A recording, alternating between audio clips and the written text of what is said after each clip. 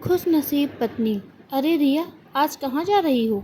Taruna society के compound में सब्जी लेते हुए बोली। डॉक्टर से अपॉइंटमेंट लिया है तो। रिया बोली। रिया, तुम तो सही में बहुत लगी लगी हो।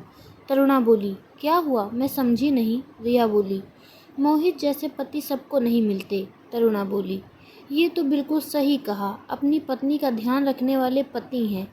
हमारे वाले तो हमारी तरफ देख लें तो भी एहसान है हम पर। गायत्री बोली। सही कहा, अब चलती हूँ। रिया कहकर निकल गई। रिया और मोहित 2 महीने पहले ही इस सोसाइटी में रहने आए हैं। दोनों की शादी को अभी 2 साल भी नहीं हुए। रिया मन ही मन सोचने लगी, 15 दिन हो गए लेकिन डॉक्टर को दिखाने के लिए समय नहीं। हमेशा की तरह लोगों के सामने ऐसा दिखाते हैं जैसे मेरे बोले बिना हिलते भी नहीं। खैर, अब मुझे तो पता है, इन मासूम औरतों को क्या बताऊं। इस नाटक से अच्छा तो उनके पति हैं, कम से कम दोहरा चरित्र तो नहीं है। हॉस्पिटल से लौटते हुए तरुणा मिली। रिया, मोहित जी ऑफिस से आए तब तुम्हारे बारे में पूछा। बताने पर कहा वो तुम्हें हॉस्पिटल ले जाने के लिए ही आए थे और फिर घर जाकर थोड़ी देर बाद निकल गए। मेरी बात हो गई, रिया ने कहा। यार, हमें भी तो टिप्स दो पति को पल्लू से बांधने के। तरुणा आंख मारते हुए बोली। अब मैं चलती हूँ, कहकर रिया घर की तरफ चली गई। रिया मन में बुदबुदाई, ऑफिस की फाइल लेनी थी इसीलिए फ़ोन किया, पर पता चला मैं हॉस्पिटल गई हूँ तो तरुणा को झूठ कह दिया मेरे लिए आए हैं। शाम को मोहित के ऑफिस से लौटने पर रिया चाय नाश्ता बनाकर लाती है।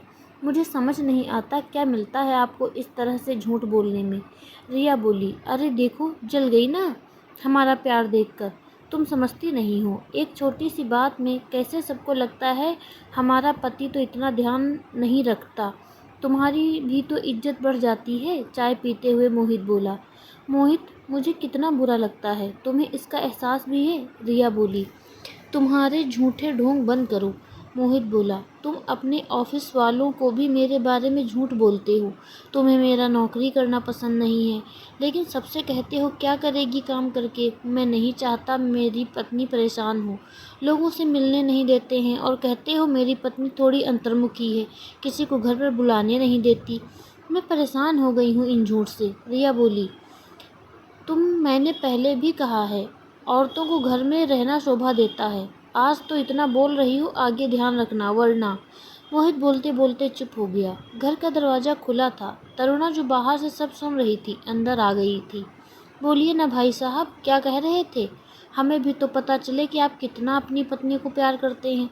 पिछले हफ्ते आप मेरे पति से औरतों को बाहर जाने और नौकरी करने का ज्ञान दे रहे थे। औरत का ध्यान रखना चाहिए, घर के काम में मदद करनी चाहिए।